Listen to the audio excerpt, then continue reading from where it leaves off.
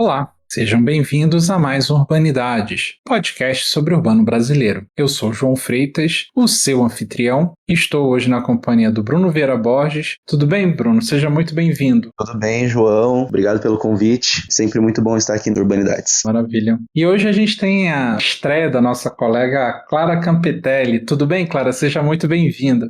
Oi, João. Oi, pessoal. Tudo bem? Muito obrigada pelo convite, gente. É uma honra. Que legal, Clara. Hoje estamos aqui recebendo dois professores para falar de um tema bastante importante no campo da história, questão do apagamento da memória. Estamos hoje aqui recebendo a professora Josimeire Pereira. Tudo bem, Josimeire? Seja muito bem-vinda. Tudo bem, João? Muito obrigada pelo convite. Uma honra tê-la aqui, professora. A Josimeire é doutora em História Social pela Universidade Estadual de Campinas. É também professora da Faculdade Latino-Americana de Ciências Sociais, bem como integrante da rede de historiadoras e historiadores negras. E também faz parte do grupo de pesquisa Africanidades em Belo Horizonte. E também participa do GT Emancipações e Pós-Abolição, da AMPU. Ela também é gestora institucional da Associação Cultural Casa do Beco. Também dou boas-vindas ao Samuel Oliveira. Tudo bem, Samuel? Seja muito bem-vindo. Oi, João. Tudo bem? Obrigado pelo convite. Prazer, Samuel. Samuel é professor e pesquisador no mestrado em Relações Étnico-Raciais e no Laboratório de História do Mundo do Trabalho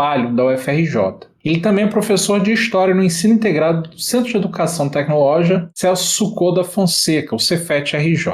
E para a gente já iniciar falando um pouco da pesquisa de vocês, a gente está aqui para falar sobre dois artigos. O artigo do Samuel, que foi publicado recentemente com o título A Comissão de Desfavelamento e as Representações da Pobreza em Belo Horizonte na década de 50, e o artigo da Josimeire, A Eloquência dos Silêncios, Racismo e Produção de Esquecimento sobre a População Negra em Narrativa de Memória das Cidades. É interessante que a gente se aproxima bastante da cidade de Belo Horizonte, falando de um tema que é bastante importante no sentido de valorizar e não deixar se apagar a memória da participação, sobretudo da população negra e pobre desse país. O que a Josimeire chama, inclusive, no artigo de produção do esquecimento. E aí a primeira pergunta que eu queria fazer para vocês dois é, já trazendo um pouco do panorama sobre as suas respectivas pesquisas, gostaria que comentassem como esse tema do apagamento da memória ou da produção do esquecimento atravessa a pesquisa e o trabalho de vocês. Esse tema, ele veio se constituindo ao longo da minha experiência de pesquisa, mas antes dela, eu peço licença até para falar um pouco de que, antes de ser historiadora, eu costumo me apresentar dizendo que eu sou uma pessoa que teve uma vivência de aprendizado, que inclusive contribuiu para as minhas escolhas acadêmicas a partir de uma experiência de viver,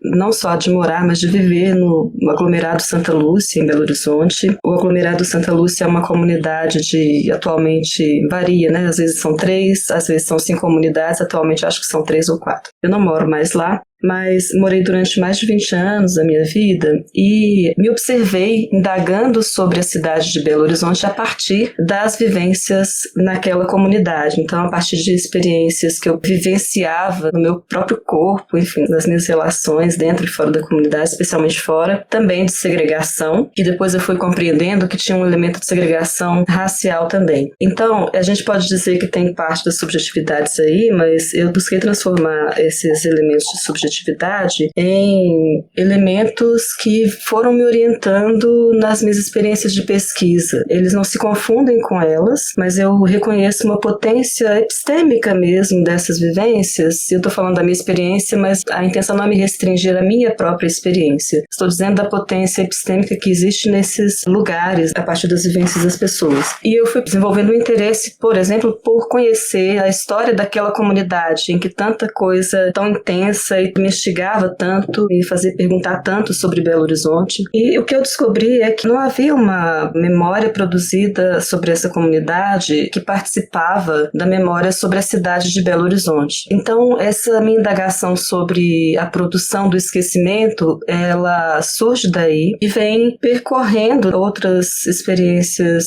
de pesquisa que eu tive. Então, a partir dessas indagações, eu acabei desenvolvendo uma pesquisa de mestrado relacionada ao processo de patrimonialização de um casarão, que é a Casa da Fazendinha, que existe naquela comunidade do aglomerado Santa Lúcia. Recentemente está sendo até restaurada, enfim, mas que foi solicitada para ser reconhecida como patrimônio em nível municipal em Belo Horizonte em 1992, então bem no início da institucionalização mesmo da política de preservação do patrimônio na cidade. Era muito singular, inclusive, uma experiência inédita, a gente sabe, no Brasil, naquele momento, de uma comunidade de favelas pedir o tombamento de um bem ali. Não estou falando de um patrimônio imaterial, estou falando daquela história de um bem de pedra e cal mesmo, que foi aceito pelo Conselho. E esse processo me chamou a atenção porque ele dizia de um interesse da própria comunidade desde então por dialogar com alguma noção de memória, no sentido, inclusive, de que a cidade reconhecesse aquele lugar como parte da dinâmica de memória e de história da própria cidade. E depois, no doutorado, eu acabei deparando também com essa questão da produção do esquecimento a partir do estudo de um tema que tem relação com esse anterior, mas que não se confunde também com ele, que é o das experiências de pessoas e coletividades negras em Belo Horizonte. É um tema também, até bem pouco tempo, bastante ausente, lacunar mesmo, na historiografia da própria cidade de Belo Horizonte. E eu enderecei essa questão, os questionamentos sobre a produção de esquecimento, sobre o que, em princípio, a gente entende como apagamento da memória das pessoas negras, por exemplo, em Belo Horizonte, por meio do processo mesmo, da metodologia de prospecção de fontes e de trabalho com fontes, inclusive administrativas, enfrentando uma questão que estava meio subjacente. Em princípio, não se produz uma história sobre a população negra em Belo Horizonte, estou falando mesmo do campo da historiografia. A historiografia de Belo Horizonte não contempla esses sujeitos porque não existem registros sobre eles. Não existem fontes suficientes ou fontes de qualidade, ou não existem fontes. É um argumento que eu percebi que era meio subliminar a uma historiografia tradicional da cidade. E eu percebi que tinha uma potência ali para abordar esse assunto, justamente porque, morando no aglomerado Santa Lúcia e vivenciando em outras experiências, outras comunidades de favela em Belo Horizonte, percebia que tinha uma existência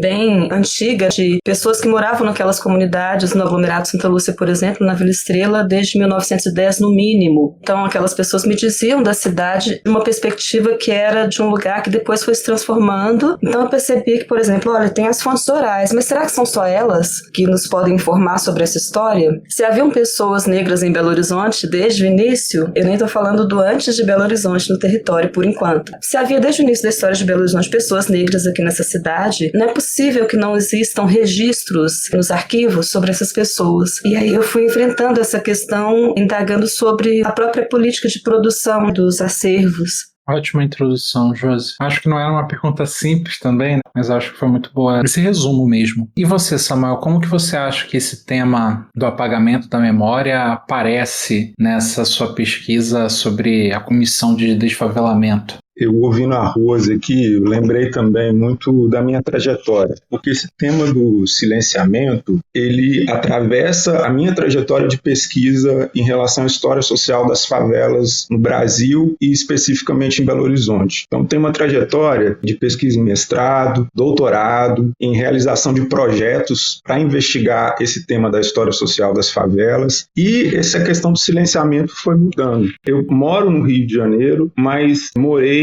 maior parte da minha vida em Belo Horizonte. Morava no bairro Alto dos Pinheiros. E a primeira vez que eu pensei em pesquisar as favelas foi em função de uma iniciação científica na UFMG, em que eu estava no projeto de organização do acervo da Polícia Política, e eu encontrei uma enormidade de fontes sobre o associativismo de favelas em Belo Horizonte, o associativismo dos trabalhadores favelados. E quando eu fui para a historiografia, não havia nada de substancial escrito sobre essa experiência. E a pergunta sobre o silenciamento começa aí. Por que esse associativismo, que foi tão importante e gerou um impacto tão grande na segunda metade do século XX em Belo Horizonte, para reivindicar melhoramentos urbanos e processos de regularização fundiária e direito de morar, ele está apagado dentro da história e da historiografia. E aí a gente se depara com uma coisa que é, no caso desse associativismo, é o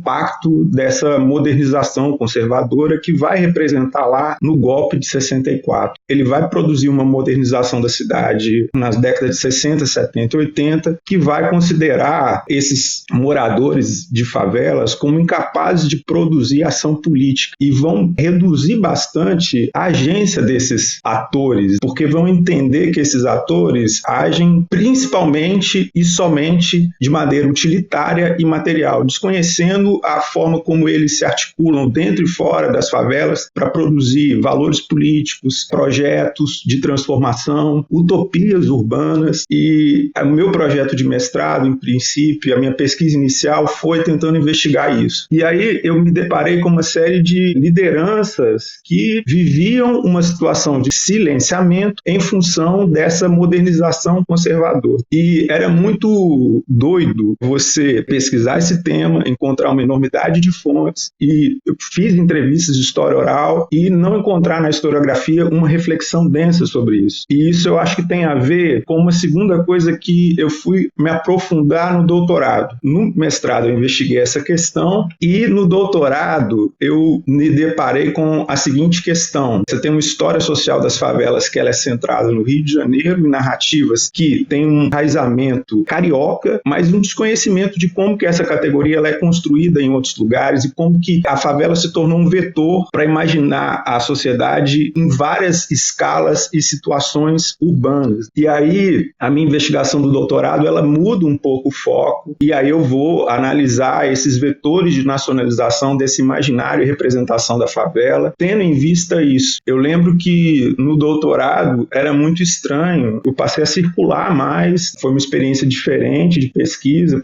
Eu me mudei para o Rio de Janeiro e eu passei a circular por vários ambientes acadêmicos distintos de Belo Horizonte e as pessoas se perguntavam sobre favela em Belo Horizonte e a referência delas é de uma cidade planejada que surgiu dentro do ordenamento republicano que não teria desordem ou não teria espaço para essas experiências. Então é como se o objeto não existisse, eu tivesse que mostrar esse processo e a trajetória. Isso é muito impactante. Eu acho que o silenciamento ele vem não só dessas modernizações conservadoras, mas o silenciamento dessas experiências populares, negras, faveladas em Belo Horizonte, vem por uma narrativa mitológica de uma cidade planejada, de uma modernização que sempre se reatualiza em diferentes contextos. E aí eu sentia isso quando eu começava a circular em diferentes localidades, ambientes acadêmicos e não acadêmicos. E o meu doutorado aí foi tentando localizar como que se construiu uma narrativa sobre a favela em escala nacional, mas comparando o Rio de Janeiro e Belo Horizonte. Os associativismos de trabalhadores favelados continuou na minha pesquisa, mas eu ampliei bastante. E ali no doutorado eu tive consciência também de que essa narrativa enganosa dos novos movimentos sociais, como só tivesse agência das classes populares no Brasil só a partir dos anos 70, 80 e da redemocratização, é uma grande falácia quando a gente olha a história do século XX. O que eu encontrava no Rio de Janeiro sobre associativismo de trabalhadores favelados era tão importante quanto o que eu tinha encontrado em Belo Horizonte. Eu comecei a perceber que tinha outras iniciativas também sendo realizadas em Pernambuco, que eu não incorporei no meu trabalho, mas que dizia respeito aos mocambos. Então, aquilo ali, para mim, marcou muito também, porque esse silenciamento dessa história social das favelas e da agência também está marcado por uma certa mitologia dos novos movimentos sociais, que descarta o passado e enfatiza os anos 70 como se fosse algo novo demais. E o artigo do desfavelamento é um pedaço dessa produção do doutorado, mas eu vejo que a questão do silenciamento, ao falar desse universo popular, das favelas, das experiências negras nas cidades, ela é cambiante, ela vai mudando de acordo com o interesse da pesquisa da pessoa sobre o espaço urbano e essa consciência que a pessoa vai tomando de que existem disputas, relações de poder que vão bloquear algumas experiências. E eu vejo, por exemplo,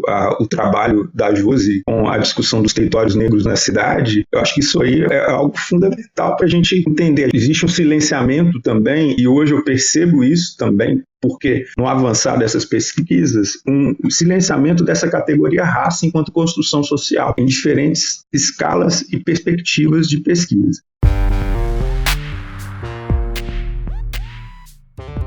O Urbanidades é apenas uma das iniciativas do Urban Data Brasil, banco de dados bibliográfico sobre o urbano brasileiro.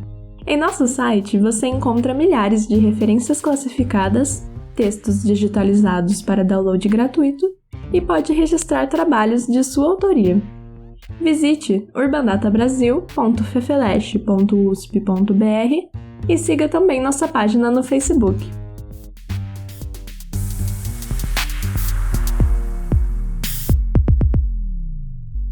Gente, eu percebi que na resposta de vocês dois, vocês já pontuaram coisas em comum. Eu vou fazer uma segunda pergunta que está direcionada a Josi, mas Samuel fica à vontade para complementar, porque eu já percebi que é uma pergunta que chega para os dois. Josi, no seu artigo você escreve que existe uma negligência por parte do poder público em prover condições justas entre brancos e negros, e você usa o exemplo da educação. Aí você fala que essa negligência, ela extrapola para museus e arquivos. Então eu gostaria que você falasse um pouco sobre essa relação que você estabeleceu e trazer para a resposta a questão do ofício do historiador. Como o historiador, ele pode ajudar a resolver um pouco essa questão, sobretudo em relação aos perigos dessa memória cheia de lacunas que você menciona. Muito obrigada pela pergunta, Bruno. Sem querer simplificar demais o debate, o que acontece é que eu fui percebendo isso, especialmente a partir da pesquisa do doutorado, que tem uma incidência aí do que a gente compreende como racismo estrutural mesmo, na maneira, por exemplo, como a cidade é construída, ela é pensada, planejada mesmo, desde a origem. Eu estou falando aqui de um fenômeno, quando a gente fala de racismo estrutural, tem uma historicidade, inclusive, que não depende, no caso brasileiro, necessariamente de leis, né, segregacionistas, para que ele aconteça, porque está bastante consolidado na experiência de formação da própria sociedade brasileira, por meio de um processo de diferenciação e de hierarquização das relações sociais desde as origens da nossa sociedade. A gente está falando de um país, não podemos esquecer, que tem uma experiência escravista. Eu acho que tem muita coisa ainda para a gente compreender e pesquisar sobre a relação entre racismo e para além da experiência escravista, muito embora tenha muito estudo já sendo realizado há algumas décadas no Brasil, e especialmente nas últimas décadas, inclusive com a participação de pesquisadores, pesquisadoras negros e negras, pesquisadoras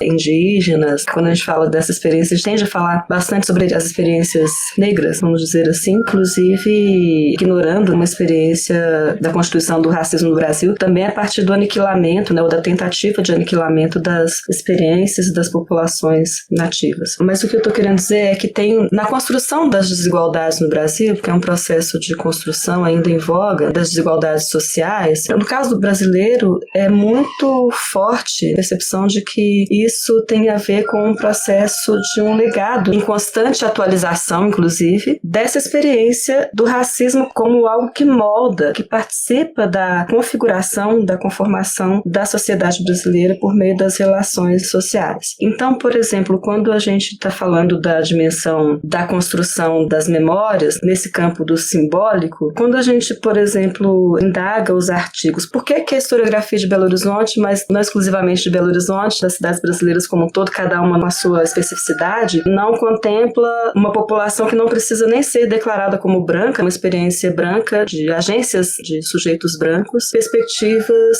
que não contemplam a diversidade que constitui a própria experiência da sociedade brasileira. A gente está falando da população negra, da população indígena, mas a gente poderia aqui ampliar essa conversa para outras diversidades relacionadas aos gêneros, enfim. No caso de Belo Horizonte, Samuel falou um pouco, ao falar da favela, tem algo que é muito perceptível, por exemplo, na experiência de pesquisa que eu tive, de buscar por categorias que me permitissem tratar da população negra e não encontrar uma organização do acervo que me levasse a fontes que dissessem sobre isso de muito imediato. Isso é próprio do ofício do pesquisador, e prospectar fontes, dependente das condições delas. Sim, é próprio, mas o que eu estou dizendo aqui, e que eu na tese até faço uma discussão sobre isso, é que isso é sintomático de que há temas que são eleitos como relevantes para serem contemplados, por exemplo, na produção de acervos. Eu estou falando de acervos institucionais públicos muito especialmente, mas isso não se restringe a eles, e outros que não são considerados relevantes. E essa naturalização dessa não relevância, ela está ligada à maneira como essa experiência estruturante do racismo, ela se institucionaliza também. Então, assim, não é uma questão de cunho pessoal. Quando a gente faz essa crítica, normalmente algumas pessoas tomam como algo assim, olha, estão me chamando de racista. Não se trata disso, estou falando de uma sociedade em que as instituições elas estão constituídas também a partir de uma experiência de naturalização de uma determinada forma de abordagem que legitima e, se não for revista, atualiza a produção de desigualdades, também a partir da produção de história, da produção de memória, da organização dos acervos, da organização de museus, dos processos de patrimonialização. A gente poderia elencar aqui várias possibilidades da gente se aproximar e abordar essa questão. E aí eu entendo que o ofício de historiadora, de historiador nesse caso, não acho que nenhuma novidade, assim, algo que a gente aprende na nossa formação, né, Samuel? Que é de ter uma percepção, uma escuta atenta para as diferentes possibilidades, né, os diferentes sujeitos, as diferentes agências, as diferentes, inclusive contraditórias, possibilidades de abordar determinado tema. Eu costumo dizer assim, não é que não haviam fontes para falar da população negra em Belo Horizonte, eu inclusive as encontrei, tive um trabalho árduo para fazer isso, porque foi um trabalho de prospecção, assim, aquela coisa mesmo de passar muito tempo nos acervos, arquivos, pesquisando os acervos, para entender onde eu poderia encontrar uma fonte ou outra. Elas não estão seriadas, elas não estão organizadas a partir de temas correlatos ao tema da população negra ou tema racial em Belo Horizonte, pelo menos, não tinha até pouco tempo. Então foi um trabalho muito árduo, eu encontrei essas fontes, elas existem, mesmo que produzidas inclusive administrativamente. Esses sujeitos eles estão falando o tempo todo, estão ali querendo ser ouvidos, e a gente precisa se perguntar se a gente está ouvindo direito, se a gente está atentando direito. Talvez precise mudar o prisma das questões que a gente faça para chegar à possibilidade de ouvir e de dialogar e trazer esses sujeitos para as nossas narrativas historiográficas, por exemplo. Vou pegar aqui o gancho da Josi, que é o seguinte, eu acho que o ofício do historiador, ele lida com um comportamento social que é muito comum, que é de identificar determinadas origens e pontos zeros para abordar determinadas questões. E nosso ofício do historiador obriga a gente a desconfiar desses pontos zeros, desses inícios e desses discursos de origem. A gente tende quase sempre a analisar processos sociais que têm diferentes escalas de duração. E também, pegando um pouco do gancho da Josi, nós que fazemos uma história social comprometida com a perspectiva dos de baixo, a gente sempre tem que ficar atento com os processos de exclusão e silenciamento de outros atores e outras vozes, seja da classe trabalhadora, seja da população negra. Existe sempre uma captura do discurso da história pelas elites e pelas narrativas que são vencedoras. Isso é algo comum. E o ofício do historiador ajuda a problematizar isso. E o trabalho da Josi, ela tem um trabalho que eu acho assim, excepcional, e eu acho que é muito original, tanto no mestrado quanto no doutorado, que é de alargar e de problematizar uma narrativa da história de Belo Horizonte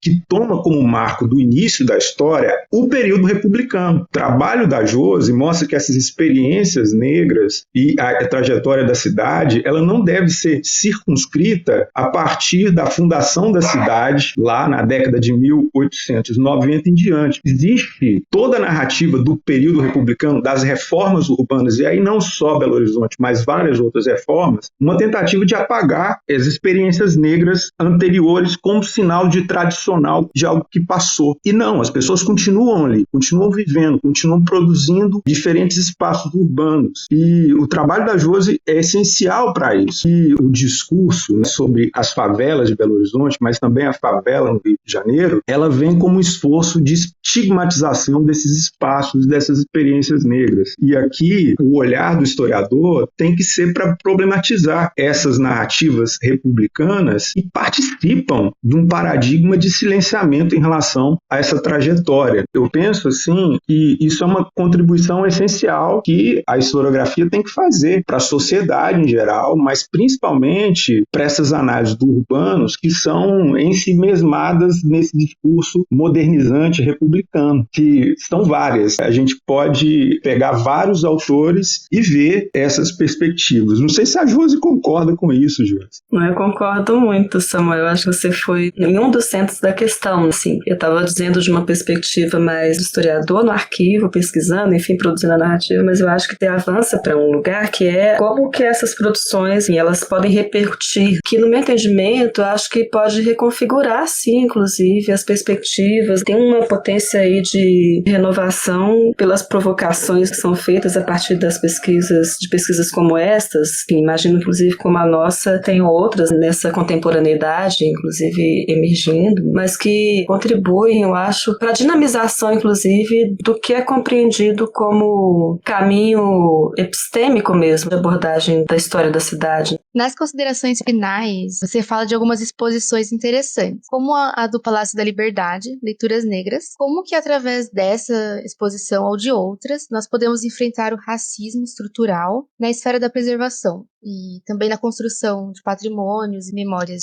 Obrigada, Clara. Bom, eu acho que é importante só dizer um pouquinho sobre o que foi essa exposição e talvez comentar um pouco sobre uma outra experiência da exposição 1D que nós realizamos junto, convite do Museu Histórico Abílio Barreto em Belo Horizonte. Mas sobre a exposição Palácio da Liberdade, Leituras Negras, a curadoria dessa exposição foi proposta pela arquiteta Lisandra Mara Silva e por mim, por ocasião de um trabalho mais amplo que nós estávamos desenvolvendo a convite do IEFA-MG, que é o órgão responsável pela preservação de patrimônio em Minas Gerais. E o propósito dessa atividade maior era no contexto do Novembro Negro, e a ideia era promover uma programação que pudesse contemplar um debate mais amplo sobre o tema das experiências negras na constituição do patrimônio em Minas Gerais, que era alguma coisa à época ainda bem pouco falado, bem pouco abordado, e a nossa provocação, então, com essa programação mais ampla, foi trazer para esse debate sujeitos e experiências negras que pudessem dinamizar essa conversa no sentido de questionar mesmo, inclusive, a produção de patrimônios em Minas Gerais, muito a partir de referências eurocentradas. Minas Gerais constituiu como um território muito fortemente marcado pela presença de pessoas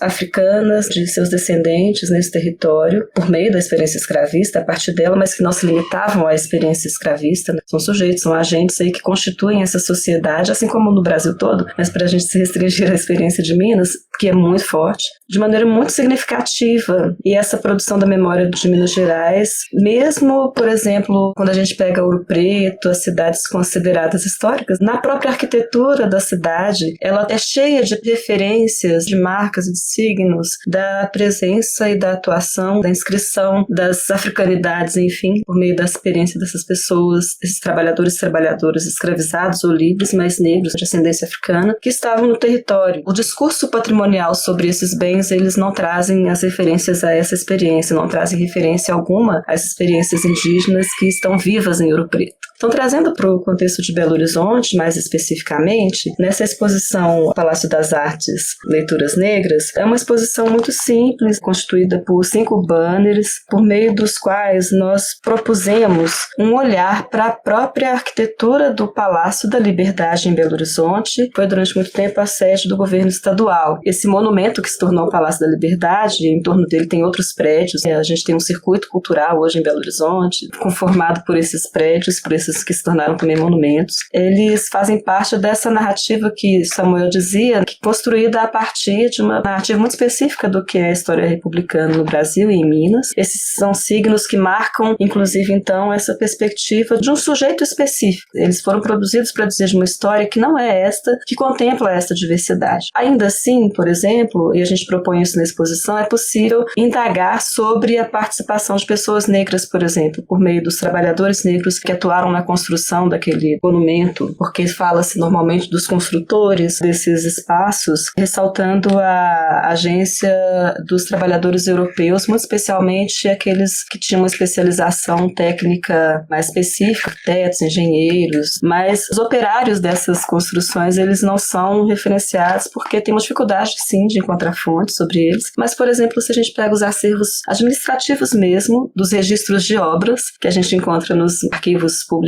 de Minas Gerais, de Belo Horizonte, a gente observa nos registros a presença desses trabalhadores negros, a gente consegue identificá-los. Então a gente levou essa discussão sobre os sujeitos que estão atuando ali na construção do Palácio da Liberdade para essa exposição. A gente fez uma provocação a partir de uma fonte literária em específico que descreve, por meio de um memorialista, uma apropriação daquele espaço ali no entorno do palácio, na Praça da Liberdade, que revela uma cidade segregada, em que tinha filas de um lado da rua de pessoas brancas e filas de pessoas negras. Ele descreve isso de uma maneira poética, enfim. Então a gente está provocando uma problematização da construção daquele patrimônio, inclusive daquele monumento, a partir de uma narrativa exclusiva e que não diga de outros sujeitos, inclusive que remete, possibilita a gente a deparar com uma cidade marcada pelo racismo por meio, por exemplo, da segregação racial. A possibilidade que experiências como essas possam contribuir para transformar a maneira como essas narrativas que produzem esquecimento, são narrativas de memória que produzem esquecimento, percebem? Como é que elas podem ser transformadas? Eu entendo que tem uma potência ali, por exemplo, quando a gente recebe alguns retornos sobre essa exposição e sobre a exposição 1D. A exposição 1D ela foi anterior, de 2018. A proposta era que a gente fizesse uma exposição sobre a presença negra em Belo Horizonte. Foi uma exposição mais ampla, teve duração de 2 anos, enfim, durante a pandemia, 2020, ela foi encerrada, então teve um prejuízo aí de acesso do público a ela, mas foi uma experiência muito interessante, produzida inclusive também a partir da participação de cedentes, de pessoas negras que cederam objetos para que a gente constituísse uma exposição de caráter histórico, né, e historiográfico também, no Museu Abílio Barreto, visitando experiências negras na cidade, propondo uma narrativa, uma das tantas possíveis, sobre essa presença da população negra em Belo Horizonte, quão ela é fundante para a constituição da própria cidade e para o entendimento de Belo Horizonte como, inclusive, um território negro. Conta da história da presença da população negra no território antes mesmo de Belo Horizonte ser constituída. Um elemento importante para entender um pouco a potência de experiências como essas são alguns retornos, inclusive, do público visitante, do público que se envolveu, se relacionou com essas experiências. Tem uma coisa muito interessante relacionada aos processos junto às escolas, então os processos de educação pública, especialmente, mas não restritamente público, nesses 2 espaços, nessas 2 experiências. No Palácio da Liberdade, Leituras Negras em especial, eu acho que eu vou me deter a ele, tem retornos muito interessantes, por exemplo, de um trabalho de apropriação de pessoas que trabalhavam como educadores dessa instituição, que fazem um trabalho do que é conhecido como educação patrimonial, mas que se apropriaram daquela exposição como uma forma de abordar a experiência de visitação no Palácio da Liberdade, trazendo questionamentos que já estavam sendo colocados há algum tempo por essa equipe, inclusive constituída por profissionais negros e negras, profissionais que traziam ali para o debate questões muito atuais, muito pertinentes, mas que não encontravam tanto ressonância em termos de materiais, por exemplo, para trabalhar. Então houve uma apropriação muito especial desse trabalho, que é pequeno em termos de volume mesmo, mas que deu resultados muito interessantes no trabalho que eles conseguiram desenvolver com crianças e jovens que visitavam o Palácio da Liberdade e não se reconheciam antes naquele espaço, e que passaram por meio, por exemplo, de uma interação com aquela exposição, a reconhecer possibilidades de conexões. Nossa, meu pai poderia ter sido um trabalhador daqueles ali que estava construindo um monumento como esse, enfim, tem um saber ali, a gente faz um questionamento na exposição sobre os saberes de populações africanas, mesmo desses operários, inclusive, que já não são africanos, são descendentes, na construção daquele monumento, a despeito do projeto, enfim, traz questões importantes e que geram uma possibilidade de identificação, por exemplo, dessas crianças com aquele espaço, transcendendo o que foi projetado para aquele espaço, como um espaço, inclusive, elitizado. Nós tivemos reações, inclusive, de moradores do entorno do palácio, muito agressivas, de questionar a legitimidade da produção, quem produziu aquela exposição, questionar a legitimidade dos profissionais que estavam trabalhando ali com o processo educativo, muito agressivas mesmo, assim, nesse período intenso que a gente vive, político, inclusive, vieram muito à tona questões assim, mas tem uma potência que é importante a gente ter atenção a ela, que é de como que populações que visitam aquele espaço e que não conseguiam estabelecer conexões com a própria vida, com a própria realidade, como é que esses grupos, essas pessoas, essas populações podem se apropriar daquele espaço, inclusive dinamizar a produção de memória, ressignificar, inclusive, aqueles espaços. Passando um pouco a bola para o Samuel e também para entender um pouco mais da pesquisa dele, o título da pesquisa já chama atenção. Eu não sei se isso é presente no imaginário ainda dos belo-horizontinos, mas para quem é de fora chama muita atenção a existência de uma comissão de desfavelamento. E aí a pergunta, Samuel, é para a gente entender o que foi essa comissão de desfavelamento, quais agentes e partidos políticos estiveram envolvidos nisso e também qual foi a posição dos principais setores da sociedade civil em relação relação a essa comissão de desfavelamento? Essa expressão desfavelamento, João, eu acho ela bastante interessante porque ela aparece em diferentes contextos para falar do discurso urbano e do urbanismo nos anos 30, 40, 50, 60, e ela sempre tem uma carga de significado que é de evidenciar a favela como não cidade, como se fosse a oposição à cidade, como se ela não existisse. E, além disso, tem uma expectativa de que a favela ela é o resultado do atraso, que ela vai se apagar do espaço urbano. E as pessoas ali também. Isso parte de um desejo. Na pesquisa que eu realizei no doutorado, eu percebi que esse era um dos vetores da nacionalização da imaginação sobre as favelas. Você tem políticas públicas, você tem a produção de censos, você tem a produção de assistência social, tudo isso visando apagar a favela do espaço urbano, uma expectativa de que ela vai acabar. Então daí essa expressão desfavelamento ela é recorrente e até quando ela não está dita, ela está pressuposta no discurso e nas práticas sociais. E essa Comissão de Desfavelamento de Belo Horizonte ela vai ser criada em 1955 num contexto em que você tem uma eleição que vai ser vencida pelo Celso Melo Azevedo, que é um político da UDN e que em aliança com a Democracia Cristã, que vai criar um plano para eliminar as favelas de Belo Horizonte. E esse plano, ele tem conexões com outros planos que estão sendo pensados, a questão do Mucambo em Recife, tem a questão das favelas no Rio de Janeiro, das vilas em Porto Alegre. E em 1951 a 53 teve uma comissão no Ministério do Trabalho para discutir políticas de favelas. E esse plano que o Celso Melo Azevedo está fazendo tem conexão com isso. E dentro desse espaço de Belo Horizonte, esses atores da democracia cristã e desse udenismo vão se alinhar a outros projetos para implantar uma certa perspectiva de desfavelamento de Belo Horizonte. E essa comissão ela vai definir algumas coisas que vão ser importantes dentro da história social das favelas de Belo Horizonte. A primeira coisa é que depois dessa comissão você tem uma definição no Código Urbano sobre o que é a favela, dentro dessa perspectiva da eliminação, e uma proibição de que no espaço das favelas se realize melhoramentos urbanos e até mesmo reforma das casas. Uma segunda coisa é que você tem a criação de uma repartição específica para cuidar desse desfavelamento, com políticas habitacionais e de assistência social, que é o Departamento de Habitações e Bairros Populares. Esse Departamento de Habitações e Bairros Populares, ele vai existir de 1955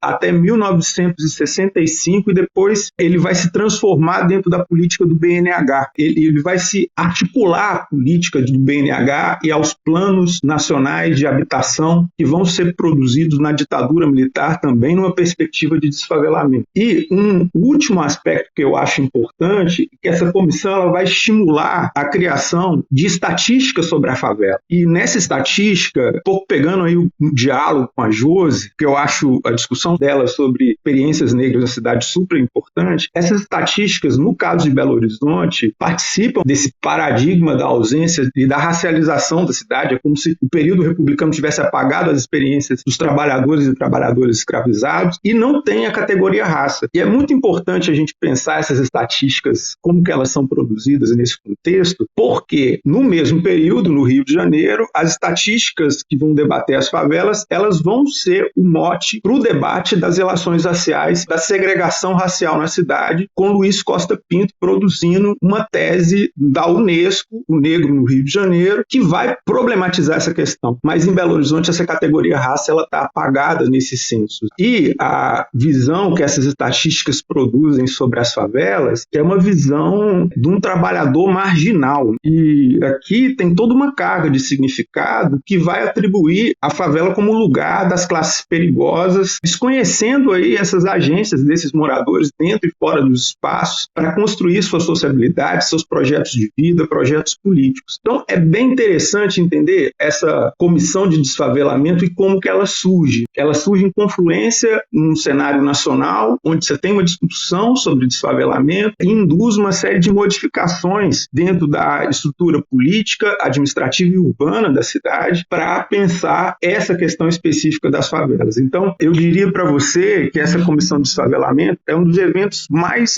impactantes em termos de duração para pensar esses arranjos políticos e sociais de construção de ações políticas dentro das favelas na cidade. Então, continuando um pouquinho sobre a Comissão de Desfavelamento, você pode falar um pouco sobre o que é a fotodocumento e também de que maneira a fotografia documental ela contribui para criar no imaginário popular a noção de modernidade urbana? Claro, eu agradeço muito a pergunta. Isso tem a ver com os interesses. Essa pesquisa de história do social da favela ela tem uma longa trajetória, começa a iniciação científica, mestrado, doutorado, e atualmente eu estou investigando exatamente essa questão, a questão das fotografias, num projeto que aborda a história visual do espaço urbano e das favelas, numa perspectiva mais ampla. É um projeto financiado pela FAPERJ e pelo CNPq. E quando eu trabalhei com essa fotografia produzida pela Comissão de Desfavelamento, eu tive a intenção de mostrar como que a fotografia ela participa dessa retórica de estigmatização do espaço. Para mim era muito evidente ali que a fotografia não era uma transparência do real, mas ela se articulava a esses discursos técnicos e urbanísticos que tentavam apagar a agência. E nessa Comissão de Desfavelamento, especificamente, você tem 3 agentes do Estado que vão estar presentes. O serviço social, que vai ser representado pelo Departamento de Assistência Social da PUC de Minas Gerais, que está criando o debate sobre serviço social. Você tem os engenheiros, que têm vínculos com as companhias imobiliárias que estão interessadas com o crescimento da cidade. E você tem os advogados políticos, que aí tem uma grande figura, personagem que é interessantíssimo na história de Belo Horizonte, que é o Edgar Mata Machado, que ele vai se envolver nessa questão das políticas de desfavelamento, depois políticas de favela, durante todos os anos 50 e 60. Mas as fotografias dialogam com esses 3 arranjos de conhecimento, a engenharia, a advocacia e a assistência social. E elas vão produzir significados em relação a esses discursos de especialistas. E nesse caso específico, você tem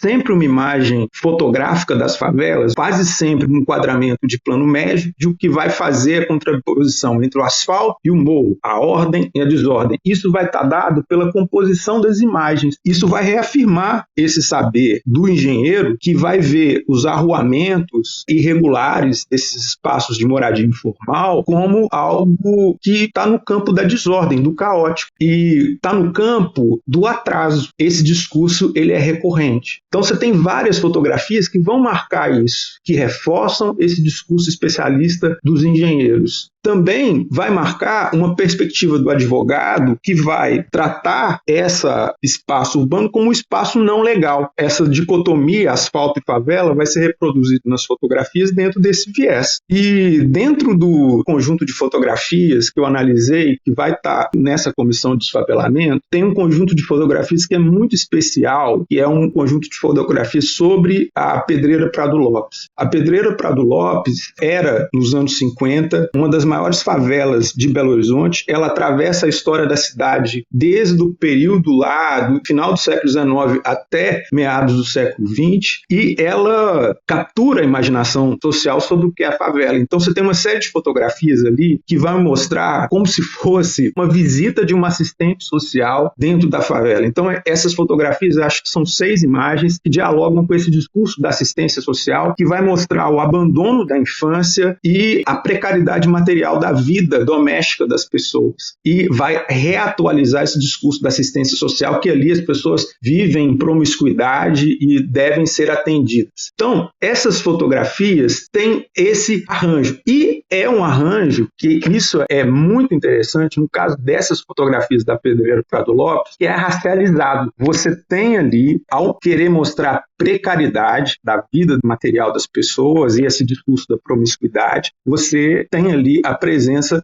enfatiza a questão das pessoas, dos corpos negros dentro daquele espaço. Então, essas fotografias, elas estão dentro dessa comissão de desfavelamento, enfatizando a questão desse discurso, dessa retórica da marginalidade e que é necessário apagar esse espaço da cidade, mas ela dialoga com diferentes discursos especialistas que estão abordando a questão das favelas. E assim, eu acho, na minha visão, e aí uma coisa que extrapola esse artigo, que a fotografia ela foi um dos principais vetores de produção de discurso sobre o espaço urbano no século XX. Então, entender a fotografia e a forma como ela constrói significados é algo incontornável para quem quer entender o espaço urbano. Só que, ao mesmo tempo, eu percebo que, e isso é a questão que eu tenho desenvolvido, eu percebo que a gente tem poucas ferramentas para abordar isso. Os instrumentais teóricos, metodológicos, para pensar essa relação da fotografia com o espaço urbano é pouco trabalhado dentro dos cursos de graduação e pós-graduação, e às vezes a gente se depara com um monte de imagens fotográficas, mas a gente não sabe dar sentido àquilo nas nossas pesquisas. E aí eu estou tentando construir uma problematização nesse sentido, e esse artigo me ajudou a pensar alguma coisa. A última pergunta que a gente preparou é justamente para retomar um pouco essa questão de como a historiografia no presente precisa trabalhar para enfrentar essa questão do apagamento de memórias de pessoas negras. E aí, se vocês puderem trazer para a resposta o momento político que a gente está vivendo, que é um momento político que tensiona bastante essas questões de uma forma muito negativa, seria interessante. Então, deixo aberto o espaço também para vocês fecharem alguns pontos. A primeira coisa que eu acho importante de falar é a questão da categoria social raça e a forma como a gente entende ela nas nossas pesquisas. Eu entendo que a categoria social de raça ela é constitutiva dos projetos de modernidade desde lá do século XV, XVI até a atualidade. E ela participa na diferenciação de natureza e cultura em diferentes situações. Só que a gente tem um discurso científico que vai se fazer em maior parte das universidades em diferentes cursos, que vai entender a categoria raça como pré-científica, e isso apaga a possibilidade de entender uma categoria que abre um campo de análise que ela é fundamental. Então acho que a gente tem que começar a trabalhar com essa categoria social de raça e entender como que ela opera dentro desse universo da cultura. Eu acho que isso é essencial para a gente lidar com esses silenciamentos das experiências negras. A segunda coisa que eu acho fundamental, que é uma coisa que eu bati aqui várias vezes, que a gente tem uma narrativa e um senso comum sobre a história que é marcado por uma perspectiva republicana que apaga as trajetórias e experiências de escravização que a gente viveu e que organizam e estruturam várias experiências urbanas e rurais e a experiência social brasileira de uma maneira geral. Então a gente tem que romper com esse paradigma do silêncio dessas narrativas republicanas. Ao abordar a história de uma cidade, a gente não deve começar ela falando das reformas urbanas. A gente tem que fazer um esforço de mostrar como que a gente tem uma trajetória de experiências em diferentes espaços que ultrapassam esse marco republicano do século XX, desses discursos modernizantes. Eu acho que, para lidar com o silenciamento, isso é fundamental. E a última coisa que eu acho que não tem jeito de não abordar, que é uma questão presente, que é a defesa das políticas de ações afirmativas e da lei de cotas dentro das universidades. Eu acho que essas políticas de ações afirmativas, da forma como elas foram estabelecidas nas 2 últimas décadas, mudou a cara da universidade e essas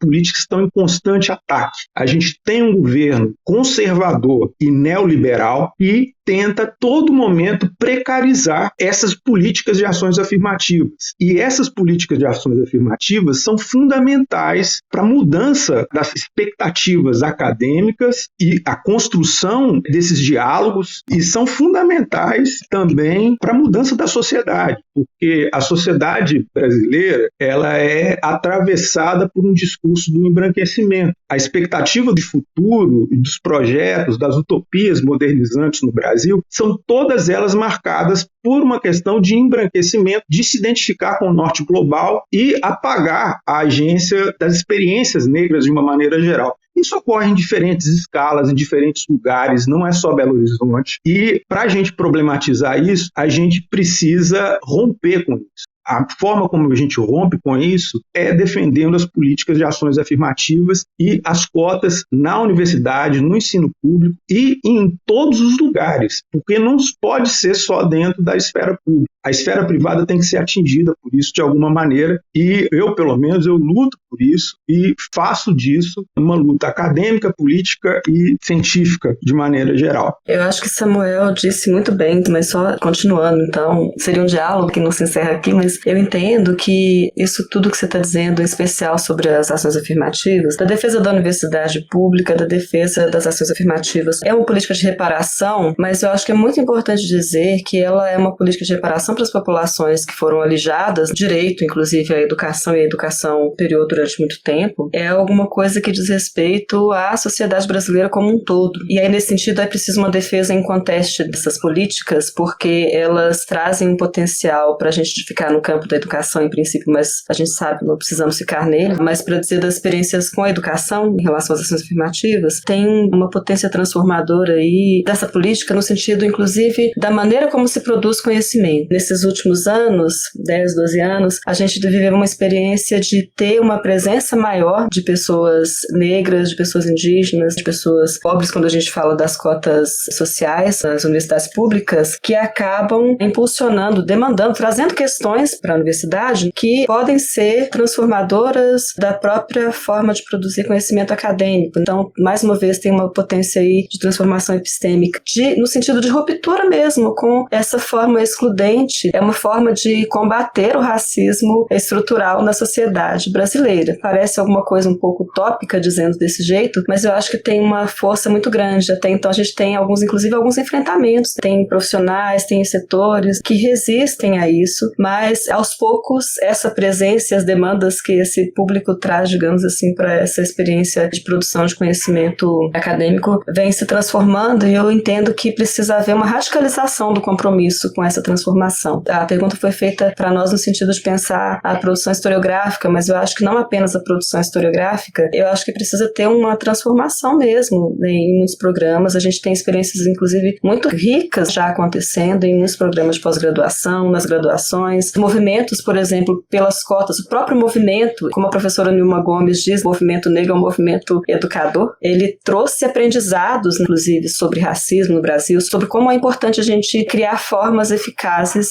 de superar esse problema, porque há um conformismo, como está tão arraigado estruturalmente, é quase difícil de acreditar que a gente supere isso. Mas quando a gente percebe que isso não é um problema dos negros, dos indígenas, dos pobres, dos excluídos desse processo, é um problema da sociedade brasileira, eu acho que a abertura, de repente, para a ampliação dessa experiência e para o aprimoramento dela, ela pode ser construída a partir dessa possibilidade. E aí eu entendo que não se separa do momento político que a gente está vivendo, porque eu entendo a gravidade desse momento político, a violência que a gente tem vivenciado em vários âmbitos, inclusive a violência física e letal, em decorrência da experiência política mais recente. Em alguma medida, ela é uma forma de reação, não estou dizendo nenhuma novidade aqui, a um movimento que estava sendo construído, inclusive a partir da atuação política mesmo. Não estou dizendo da atuação de um governo ou de outro, mas de governos que foram capazes justamente de incorporar lutas que já são seculares no Brasil. Não são lutas do século XX, são lutas da população negra ao longo da história toda do Brasil e que têm trazido possibilidade de transformação da própria cidadania no Brasil, da própria democracia, inclusive, no Brasil. As construções dos 12 anos dos governos progressistas no Brasil foram capazes, no meu entendimento, de incorporar com algumas limitações importantes, né, essas experiências, e a gente precisa retomar, assumir compromissos de retomada e de aprimoramento desse movimento que continua acontecendo a despeito do governo violento que a gente tem, né, dos retrocessos e da onda violentamente reacionária que a gente tem, que inclusive expõe as nossas vísceras, expõe as vísceras do racismo, dos preconceitos todos da sociedade brasileira que constituem a gente de maneira tão arraigada, e eu espero que a gente consiga expurgar mesmo, para usar uma metáfora médica como se usava nas narrativas sobre as cidades, com relação à população indesejada. Você tem que expulsar, extirpar esse cancro das favelas, era o que se dizia sobre Belo Horizonte, e eu acho que a gente precisa superar mesmo essa experiência, expurgando isso que nos constitui, que a gente nunca teve coragem de olhar direito, quanto a sociedade brasileira é violenta e racista e elitista, e como que isso nos afeta nos nossos corpos. A gente está vivendo isso, acho que talvez como nunca antes na história do Brasil. E retomar um processo de renovação, de aprimoramento da construção de uma sociedade de fato justa, democrática. Isso não é utopia, isso é um movimento que está acontecendo, está sendo construído historicamente. A gente vem conhecendo essa experiência de construção por meio da historiografia recente. Acho que a contribuição da historiografia, inclusive, pode ser essa, né? Um avanço nesse processo. E eu acho que isso tem profunda relação com os destinos do país, com a sociedade brasileira que a gente quer construir, com com os caminhos políticos que a gente precisa adotar para isso.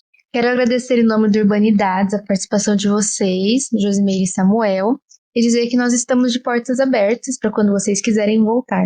Muito obrigada por terem aceitado o nosso convite, e se vocês quiserem, agora vocês podem dar as considerações finais. Eu agradeço a vocês pelo convite, agradeço ao Samuel também pelo contato, para a gente estar conversando aqui junto com vocês. Espero que essa nossa conversa ela seja convite, inclusive, para reflexões e para outros diálogos, para além daqui, que seja uma contribuição, ainda que singela, de repente, mas eu acho que é muito potente para o desenvolvimento das questões que a gente está trazendo aqui. Eu agradeço o João, a Clara e o Bruno e a Josimeire também. Passei a manhã aqui com Urbanidades e foi muito agradável. Eu espero que a gente possa se encontrar em outro momento para a gente trocar ideia e, de preferência, que não seja virtual. Um beijo para vocês aí, gente. Adorei.